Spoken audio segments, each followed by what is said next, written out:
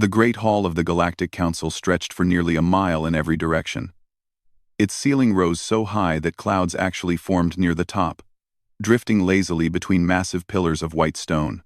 Thousands of alien delegates sat in curved rows that climbed upward like steps in a giant stadium. Every species in the known galaxy had a seat here. Every species except one had respect. Ambassador Yuna walked down the central pathway toward the speaking platform. Her footsteps echoed in the sudden silence. She was a small woman with short black hair and calm eyes. She wore the simple blue uniform of Earth's diplomatic corps. Around her, creatures of every shape and size watched her approach. Some had scales. Some had feathers. Some floated in tanks of strange liquids. All of them looked at her with the same expression: contempt. Yuna had seen that look many times in her 30 years of service. Humans had joined the Galactic Council only 50 years ago. In that time, they had been given the worst trade deals, the smallest colonies, and the least protection. Earth paid full membership fees but received almost nothing in return. The other species saw humans as newcomers, as children, as insects that had somehow learned to build starships.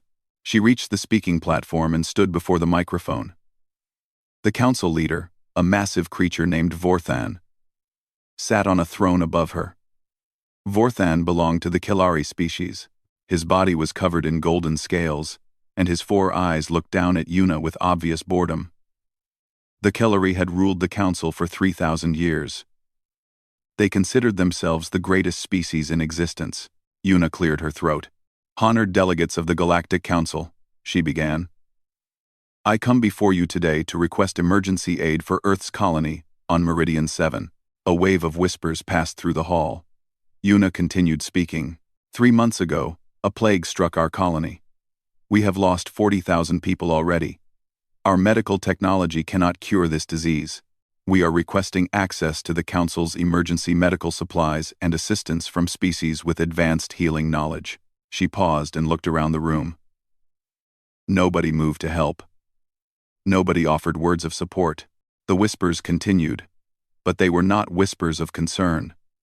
They were whispers of amusement. Vorthan leaned forward on his throne. His golden scales caught the light as he moved. "Ambassador," he said, his deep voice filling the hall.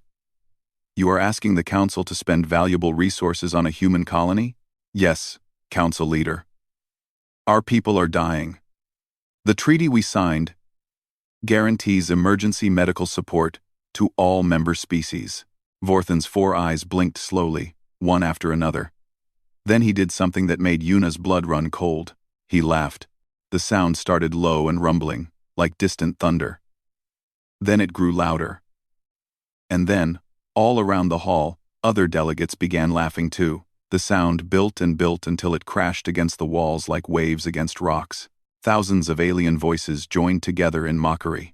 Yuna stood perfectly still. Her face showed no emotion. Her hands remained at her sides. She had been trained for moments like this. She would not give them the satisfaction of seeing her anger. Vorthan raised one clawed hand, and the laughter slowly died down. He wiped a tear from one of his eyes and shook his massive head. "Ambassador," he said, still chuckling. "Do you have any idea how ridiculous you sound? You come here, a representative of a species that discovered fire only a few thousand years ago. And you ask us for help?" He stood up from his throne. He was over 3 meters tall, and his shadow fell across Yuna like a dark blanket. "Your species," Vorthan continued, "is barely more than insects.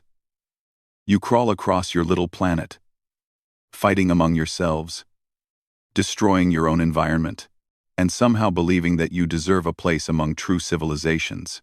He walked down the steps toward her, each footstep shaking the floor. The other delegates watched in silence. "The only reason we allowed humans into this council was because we found it amusing. We wanted to watch you stumble and fail. We wanted to see how long it would take for you to realize that you do not belong here." Vorthan stopped directly in front of Yuna. He towered over her, his golden scales gleaming, his 4 eyes filled with cruel joy. "Your colony is dying? Good. Perhaps when it is gone, you will finally understand your place in this galaxy." You are nothing. Your species is nothing. And nothing is exactly what you will receive from this council. Yuna looked up at him.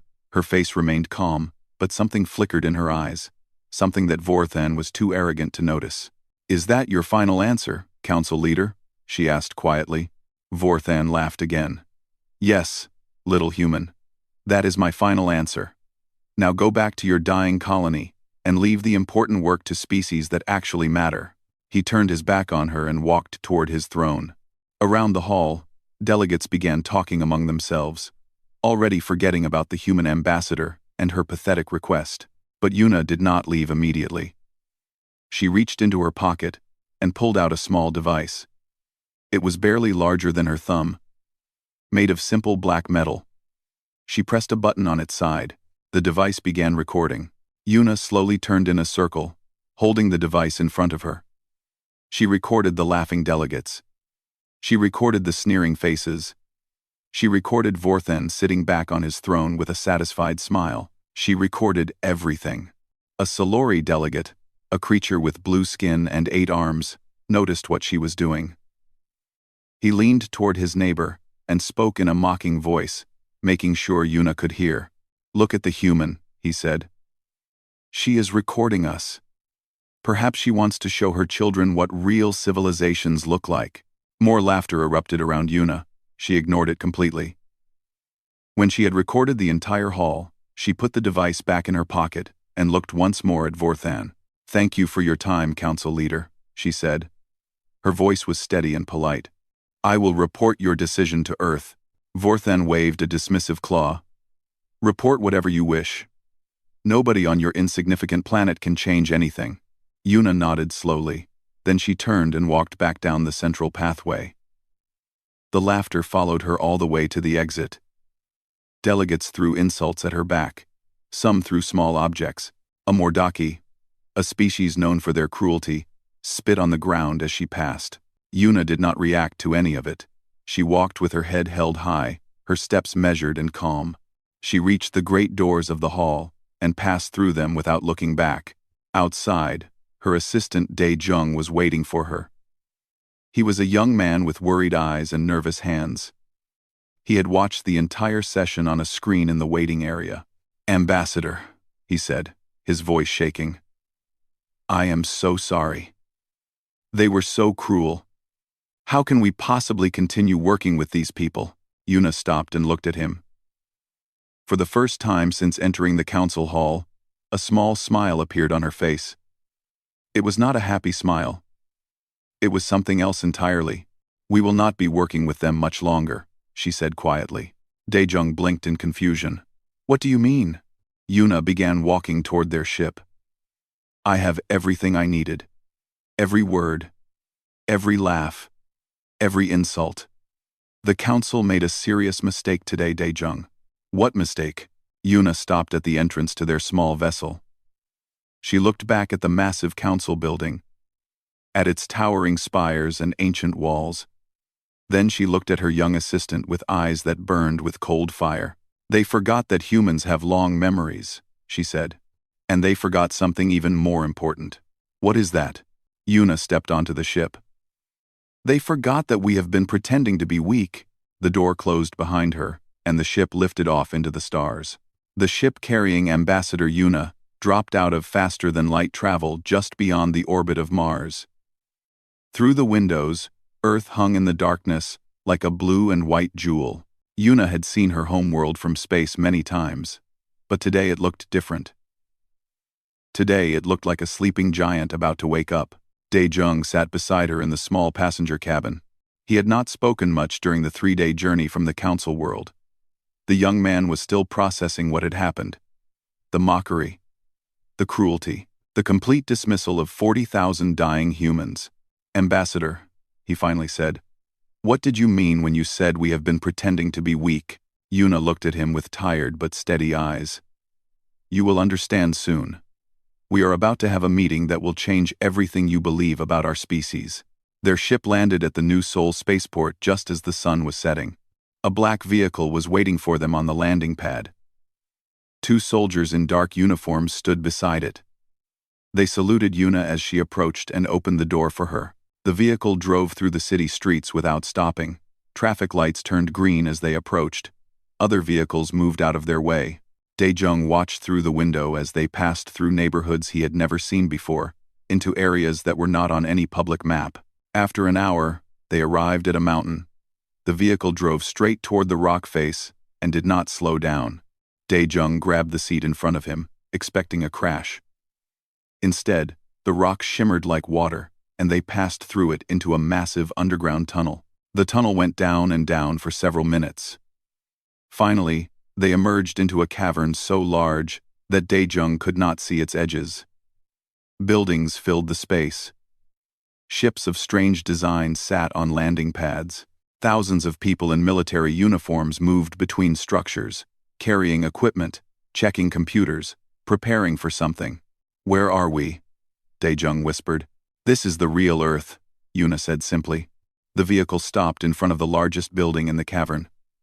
Yuna stepped out and walked toward the entrance. Daejung followed her in stunned silence. Inside, they took an elevator that descended for another full minute before opening into a wide hallway. At the end of the hallway was a door guarded by 4 soldiers in armor that Daejung had never seen before. The armor seemed to shift and move on its own, like it was alive. The soldiers stepped aside, and the door opened automatically. Inside was a meeting room. A long table filled the center. At the head of the table sat a woman with gray hair and sharp eyes. This was President Hana, the leader of all human worlds. Beside her stood a tall man with a shaved head and a face that looked like it had been carved from stone. This was General Taeho, the commander of Earth's military forces. But there were others in the room too. Scientists in white coats, engineers with data pads, admirals and generals from every human nation, and on the walls, screens showed images that made Daejung's mind spin. Ships that dwarfed anything the Galactic Council possessed. Weapons that bent light itself. Technology that should not exist. "Ambassador Yuna," President Hana said warmly. "Welcome back. Please, sit down." Yuna took a seat at the table. Daejung stood against the wall, trying to make himself invisible. He felt like he had stepped into a dream. "I assume," President Hana continued, "that the Council refused our request?" "Yes, Madam President. They laughed at us. Council Leader Vorthan called us insects. He said our dying colony could teach us our place in the galaxy." President Hana nodded slowly. Her expression did not change. "And you recorded everything?" Yuna pulled out the small black device and placed it on the table. Every word, every insult, every cruel laugh. General Taeho picked up the device and connected it to the room's main screen. The recording began to play. Everyone in the room watched in silence as Vorthan mocked humanity. They watched the other delegates join in the laughter. They watched the complete dismissal of human lives. When the recording ended, the room was completely quiet. Then, President Hana spoke. "General, I believe it is time to tell our young friend here the truth." She looked at Daejung. "Come closer. You deserve to understand what is about to happen." Daejung walked forward on shaking legs. He stopped near the table and waited. General Taeho pressed a button, and the screens on the walls changed. They now showed a timeline. A history that Daejung had never learned in any school. 60 years ago, General Taeho began, we made first contact with the Galactic Council. They came to Earth expecting to find a primitive species, animals that had just learned to leave their planet. And that is exactly what we showed them. He pressed another button. Images appeared of old human ships. Clumsy, slow vessels that looked like toys compared to alien technology. We let them believe we were weak. We signed their treaties. We accepted their insults. We paid their fees and took their worst deals. And all the while, we were learning. More images appeared. Scientists studying alien technology. Engineers building things in secret facilities. Ships being constructed in hidden places throughout the solar system. For 60 years, General Taeho continued, we have been developing technology in secret. We reverse-engineered everything we could get our hands on. We improved on alien designs. We invented things that no other species has ever dreamed of. He pressed a final button, and the screens showed the current state of Earth's hidden military, ships that could travel faster than anything in the galaxy, weapons that could disable entire fleets without firing a shot, defense systems that could stop any attack.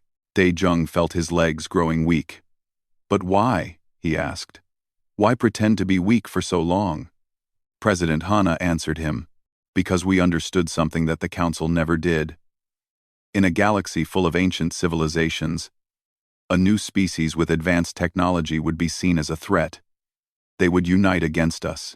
They would destroy us before we could grow strong enough to defend ourselves. She stood up and walked to the window that overlooked the massive cavern below. So we played the game. We let them mock us. We let them take advantage of us. We let them believe they were superior. And we waited. Waited for what? Dae-jung asked. Yuna answered from her seat. We waited for them to give us a reason. A reason that the entire galaxy would understand. A reason that would justify what we are about to do. She pointed at the screen where the recording had played. 40,000 humans are dying. We asked for help. The treaty guaranteed that help. And they laughed at us. General Taeho stepped forward. The Council has broken their own laws. They have violated the treaties they forced us to sign. They have refused to help member species in crisis. Every civilization in the galaxy has seen footage like this before. They all know the rules. President Hana turned back to face the room. Her eyes were hard as diamonds. As of now, Earth is withdrawing from every treaty we have ever signed with the Galactic Council. Every trade agreement. Every defense pact. Every alliance. Every promise. All of them. Gone. Dae-jung's mouth fell open. All of them?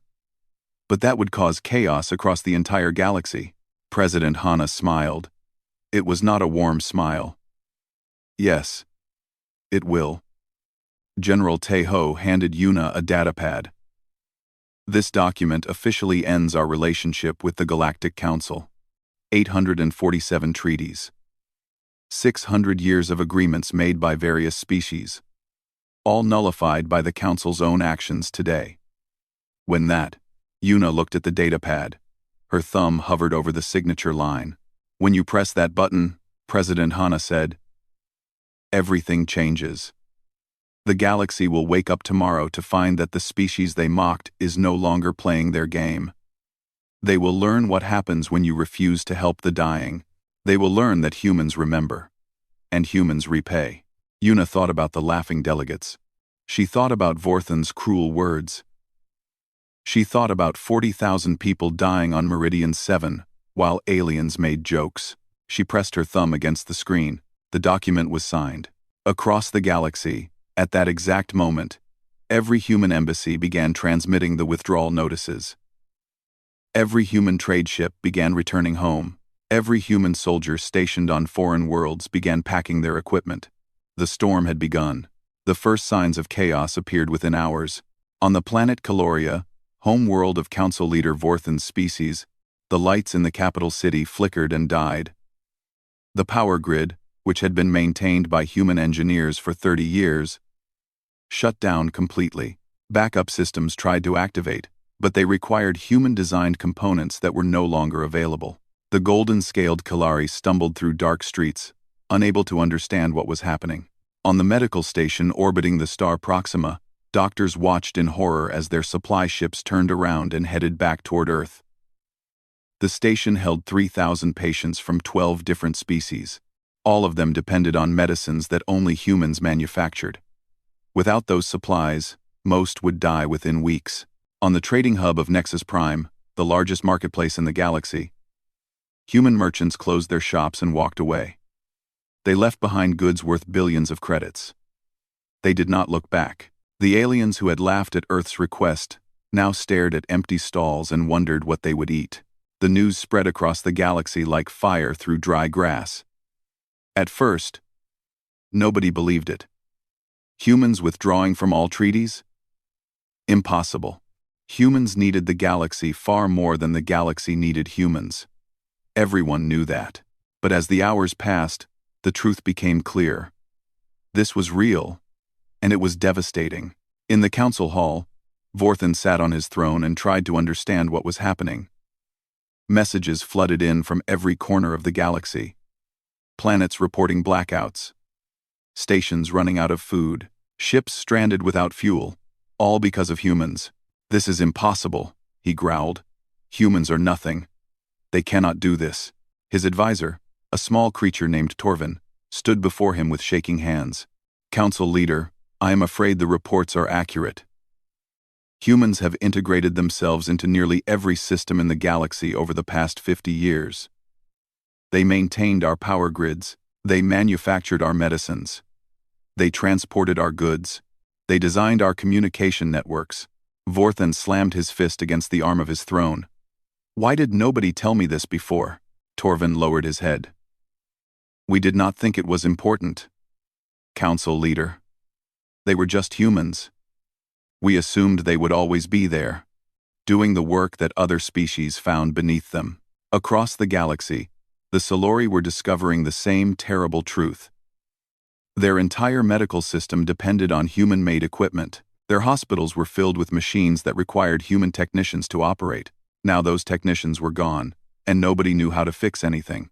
The Mordaki, who had spit on the ground as Yuna walked past, found that their food supply chains were collapsing. Humans had quietly taken over most of the transportation network decades ago. They were efficient and cheap, so nobody had complained. Now there were no ships to carry food from farms to cities. On Earth, President Hana watched the chaos unfold on dozens of screens in her underground command center. Reports came in every minute. A planet without water. A station without air. A civilization without hope. General Tejo stood beside her, his face showing no emotion. "The collapse is happening faster than we predicted," he said. "Within 3 days, 17 major systems will face critical shortages." "And our colonies?" President Hana asked. "Our ships are already en route to Meridian 7. We had the cure for the plague developed years ago. We just needed a reason to reveal it." President Hana nodded. "The people who mocked us will watch our sick be healed while their systems fall apart. There is a certain poetry in that." Pruz. In the council hall, emergency sessions began. Delegates screamed at each other, blaming various species for the crisis. The Kalari blamed the Silori for suggesting such harsh treatment of humans. The Silori blamed the Mordaki for being too cruel. The Mordaki blamed everyone else. Nobody blamed themselves. Vorthan tried to contact the human embassy on the council world. The building was empty. He tried to reach human officials through official channels. Nobody answered. He tried to send ships to Earth. The ships never arrived. Something stopped them at the edge of the solar system, a barrier of some kind. A wall of energy that their sensors could not penetrate. Ships that tried to pass through simply stopped moving. Their engines continued to burn. But they went nowhere. "What is this?" Vorthan demanded, when his admirals reported the problem. "We do not know, Council leader. It should be impossible. No species has technology capable of creating such a barrier." "The humans are primitive insects," Vorthan shouted. "They cannot have technology we do not possess." But they did.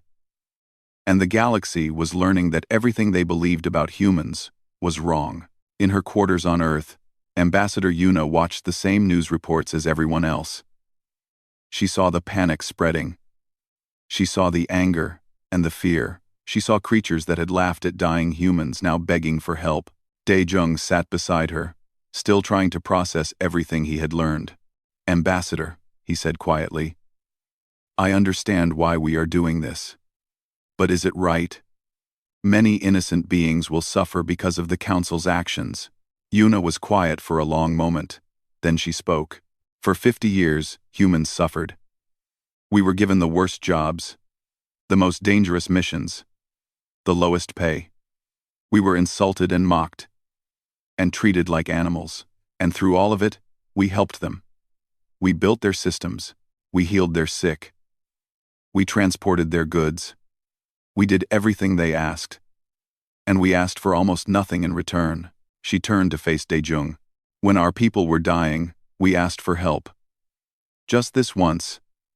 After 50 years of service, We asked them to help us. And they laughed. They called us insects. They told us to go home and die. Her voice grew harder. We are not being cruel, Daejung. We are simply showing them what it feels like. We are showing them what life is like without the insects they despised. On the third day after the nullification, the full scale of the crisis became clear. 23 planets were without power. 47 systems were running out of food. Medical stations across the galaxy reported that patients were dying. The council held another emergency session. This time, there was no laughing. There was no mockery. There was only fear. Vorthan stood before the assembly with none of his former pride. His golden scales looked dull in the dim emergency lighting. His 4 eyes were bloodshot from lack of sleep. We must contact the humans, he said. We must apologize. We must beg them to return. The Solori delegate laughed bitterly. Apologize? After what we did? Do you think they will forgive us because we say we are sorry? Then what do you suggest? Vorthan snapped. War, said the Mordaki delegate. We gather our fleets. We force the humans to restore the treaties. A murmur passed through the hall. Some delegates nodded in agreement. Others looked doubtful. Vorthan considered the option. War against humans. It should be easy. Humans were weak. Humans were primitive. Humans could not possibly stand against the combined might of the Galactic Council. Very well, he said slowly. We will send a fleet to Earth. We will demand that they restore all treaties immediately. If they refuse, we will take their planet by force. The decision was made. Orders were sent. Ships began gathering from across the galaxy. The largest fleet ever assembled in the history of the Council, prepared to teach humanity a lesson. None of them knew what was waiting for them. On Earth, General Tejo received the intelligence reports and smiled. It was not a pleasant smile. They are sending everything, he told President Hana. 5,000 warships from 30 different species. The largest fleet in galactic history. President Hana looked at the tactical display showing the approaching armada. And our fleet? Ready, Madam President. 100 ships. 100 against 5,000? General Tejo's smile grew wider. That should be more than enough. The storm that humanity had started was about to become something much bigger. The galaxy had pushed the sleeping giant too far. Now they would learn exactly how far humanity had come in 60 years of secret development, and they would learn it the hard way. The alien fleet emerged from faster-than-light travel at the edge of Earth's solar system. 5,000 warships hung in the darkness of space like a swarm of angry insects. They represented every major species in the Galactic Council. Kalari dreadnoughts with golden hulls. Solori carriers filled with fighter craft. Mordaki destroyers bristling with weapons. Ships of every shape and size. All united by a single purpose: to punish humanity. Admiral Gorn, a massive Kalari warrior, commanded the fleet from his flagship, the Divine Claw. He looked at the tactical display showing the tiny blue planet in the distance. Such a small world, such a weak species. This would be easy. All ships report ready, his second-in-command announced. We await your orders, Admiral. Gorn's 4 eyes narrowed with satisfaction. Send the message. Tell the humans to restore all treaties immediately, or face total destruction. Give them 1 hour to respond. The message was sent. The fleet waited. Exactly 1 minute later, a response came. But it was not words. It was ships. They appeared from nowhere. One moment, the space around the alien fleet was empty. The next moment, 100 human vessels materialized, as if stepping through an invisible door. They were unlike anything the galaxy had ever seen. The human ships were sleek and dark, shaped like arrows pointed at the heart of the alien formation. They were smaller than the Kalari dreadnoughts, but something about them felt wrong. They moved too smoothly. They appeared too suddenly. They looked too dangerous. Admiral Gorn felt a chill run down his spine, but he pushed the feeling aside. 5,000 against 100. The math was simple. They dare to challenge us with so few ships? He laughed, though it sounded forced. All vessels, prepare to engage. Weapons powered up across the alien fleet. Missiles locked onto targets. Energy cannons hummed with deadly power. 5,000 warships prepared to unleash destruction on 100 enemies. Then something strange happened. One of the human ships moved forward from the formation. It approached the alien fleet slowly, calmly, as if it had nothing to fear. When it was within weapons range, it stopped. A communication channel opened. A human face appeared on Admiral Gorn's screen. It was General Tejo. His expression was completely calm, like a man taking a peaceful walk in a garden. "Admiral Gorn," Tejo said, "I am giving you one chance to turn your fleet around and go home."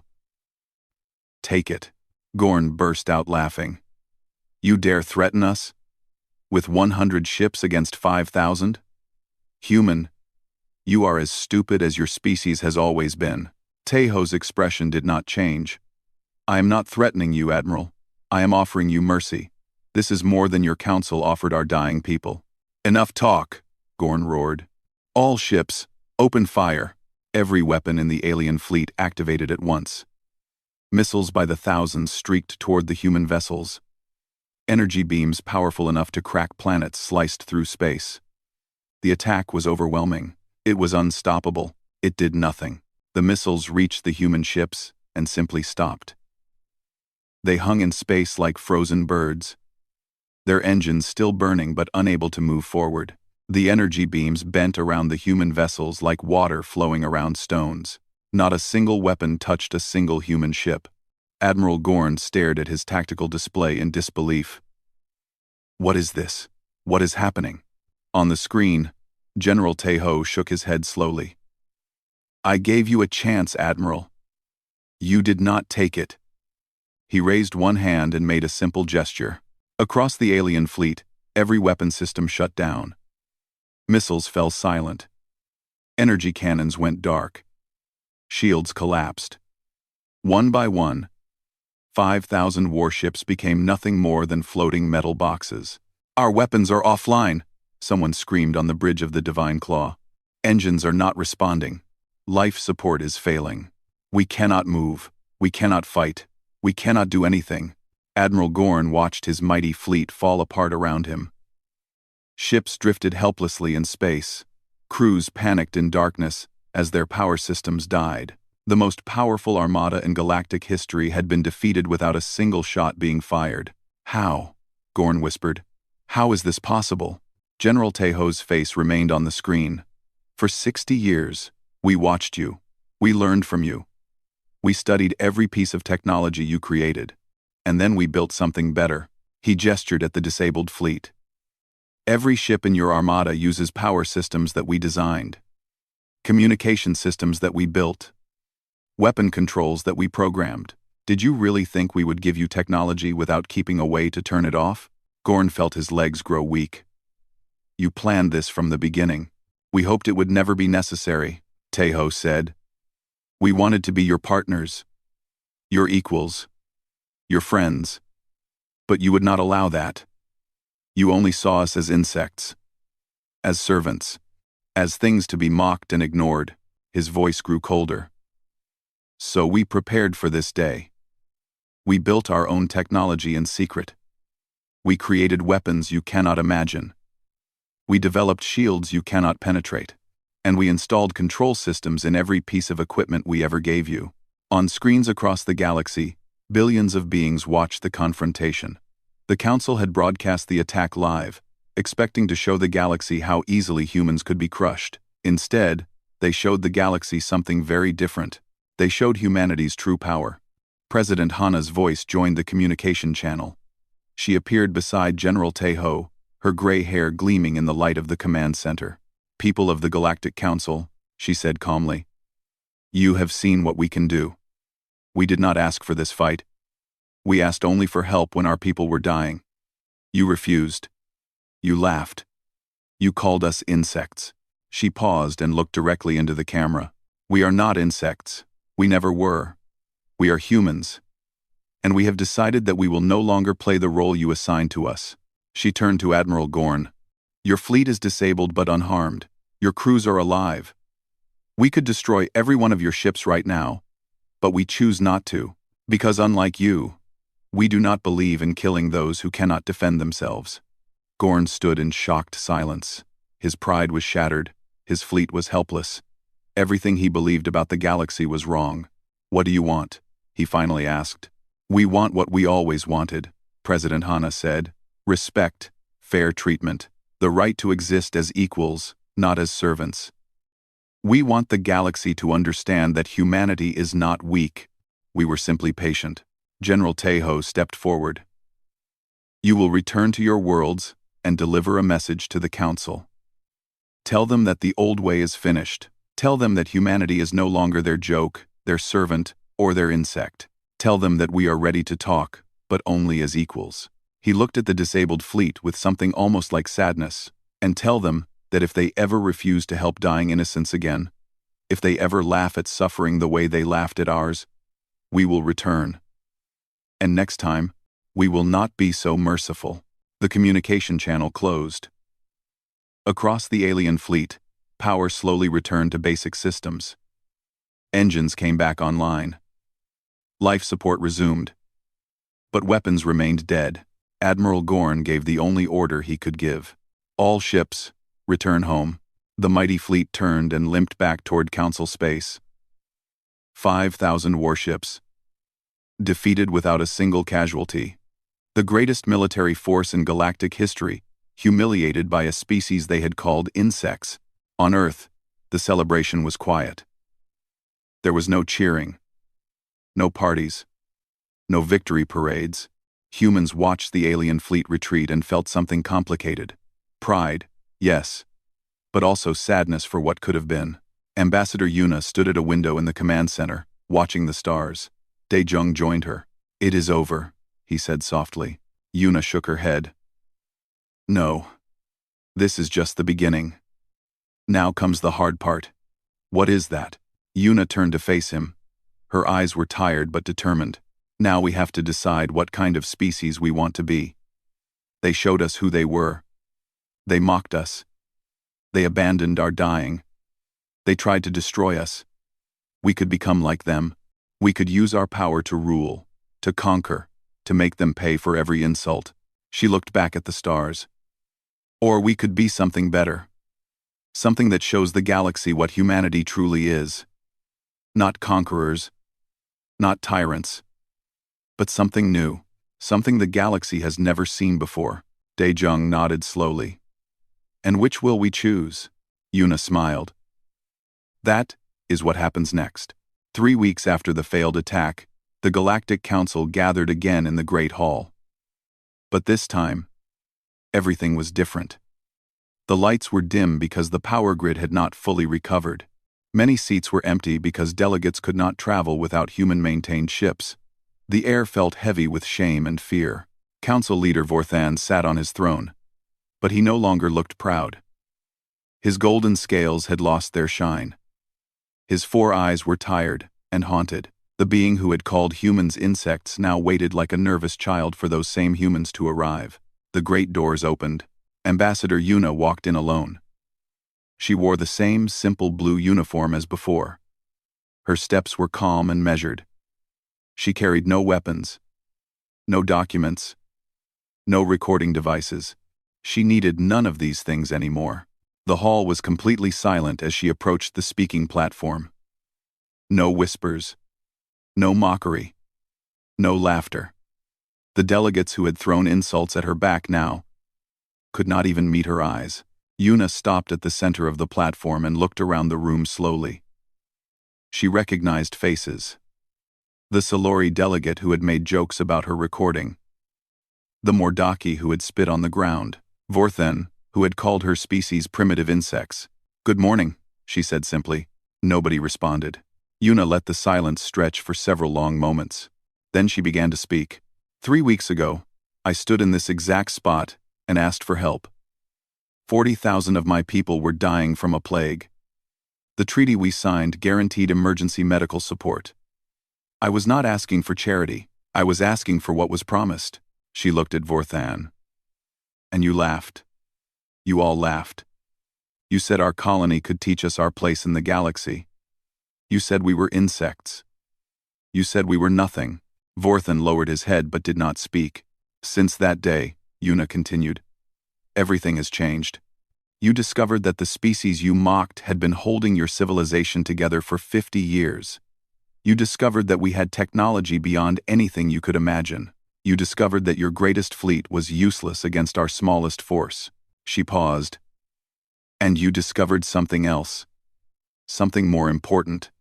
The delegates waited in fearful silence. You discovered that we chose not to destroy you. We could have let your planets fall into darkness forever.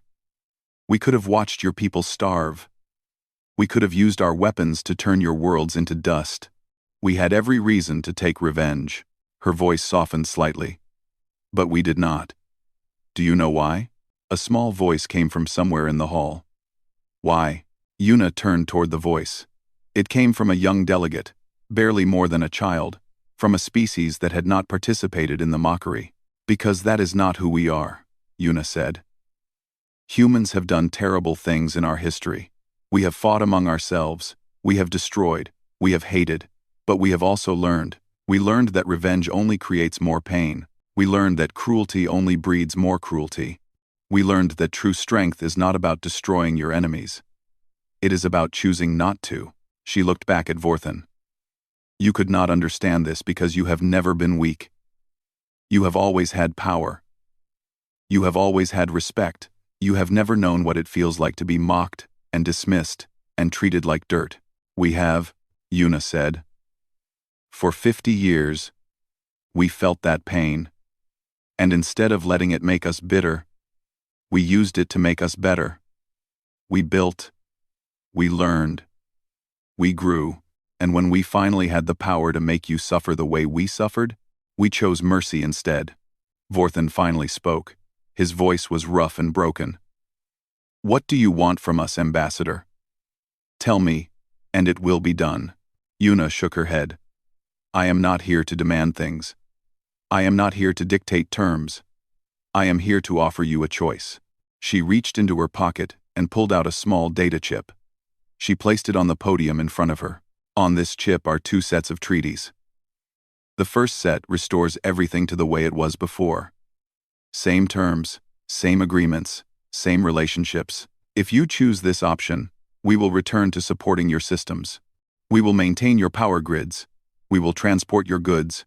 We will heal your sick. She paused. But you will treat us as equals. No more insults. No more mockery. No more treating us as servants. You will respect humanity, or the treaties become worthless. The second option, Yuna continued, is something new. A complete reorganization of how the Council works. Every species has equal voice. Every species has equal rights. Decisions are made together, not by the powerful few. Help is given to those who need it, not those who can pay the most. She looked around the room. This option is harder. It requires trust. It requires change. It requires admitting that the old way was wrong. But it also offers something the galaxy has never had before. True partnership, true cooperation, true peace. A heavy silence fell over the hall. Delegates looked at each other uncertainly. Some faces showed fear. Some showed anger. But others showed something else. Something like hope. The young delegate who had spoken earlier raised her hand timidly. Ambassador, why would you offer us partnership after everything we did? How can you trust us? Yuna smiled gently. I cannot trust you. Not yet. Trust must be earned, and you have much work to do before you earn ours. She picked up the data chip. But I can hope. I can hope that what happened these past weeks has taught you something. I can hope that you have learned what we learned long ago. That strength without compassion is just cruelty. That power without wisdom is just destruction. That a galaxy built on mockery and dismissal will eventually collapse. She held up the chip. This choice is yours. We will not force you to take either option. We will not punish you for choosing wrong. But understand this clearly. Her voice grew firm. Humanity will never bow again. We will never accept being treated as less than equal. We will never forget how you laughed when our people were dying. If you choose to return to the old ways, we will remember. And one day, when you need us again, and you will need us again, you may find that our mercy has limits." She placed the chip back on the podium and stepped away. "Discuss among yourselves. We will wait." Yuna walked out of the hall without looking back. The great doors closed behind her. Outside, Daejung was waiting. His face was anxious. "Ambassador, what do you think they will choose?" Yuna stood in the sunlight and took a deep breath. "I do not know. That is the hardest part about this. We could force them to accept our terms. We have the power, but then we would become exactly what they were. We would rule through fear instead of building through trust." She started walking toward their ship. "The truth is, they might choose the old way. They might learn nothing from all of this. They might go back to mocking us the moment they feel safe again. That is the risk we take by offering them a choice." "And if they do?" Daejung asked. Yuna stopped and looked up at the sky. Stars were beginning to appear as the sun set. "Then we will be ready. We will continue to grow, continue to build, continue to prepare. And we will remember that we tried to offer them something better. We tried to show them a different way. If they refuse it, that is their failure, not ours." She smiled sadly. "But I hope they choose better. I hope that somewhere in that hall, there are beings who understand what we are offering. Beings who are tired of the old cruelty. Beings who want something new." 3 days later, the council announced their decision. They chose the second option. The new partnership. It was not unanimous. Many delegates had argued against it. Many species still clung to their old pride. But enough had changed. Enough had learned. Enough had seen the alternative and decided they wanted something different. Ambassador Yuna received the news in her office on Earth. She read the announcement twice, then set down her datapad and looked out the window. The sun was rising over the mountains. A new day was beginning. And for the first time in human history, that new day held the promise of true equality among the stars. Daejung entered the office. "Ambassador, they are calling you. The council wants to begin the negotiations for the new treaties." Yuna stood up and straightened her uniform. She took one last look at the sunrise. At the world that had pretended to be weak for so long. At the home of a species that had finally found its place in the galaxy. "They mocked us," she said quietly. "They laughed at our dying. They called us insects." She walked toward the door, ready to begin the work of building a new future. And now they will learn what happens when insects grow wings.